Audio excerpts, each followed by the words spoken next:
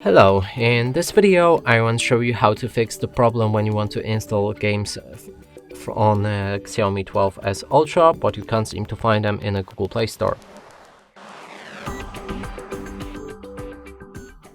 So first let's try to find the games in the Google Play Store, like Call of Duty. And as you can see, it's right here, but if we click on it, nothing happens. And to fix this, go back, click on your profile picture, open the settings, locate family, enter parental controls, and right here you can either disable them entirely or go for apps and games and enter the PIN code.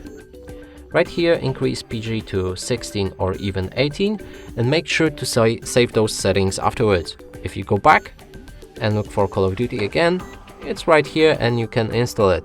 And that's it for this video. Hope you like it. Please consider subscribing to our channel, leave a like and a comment below.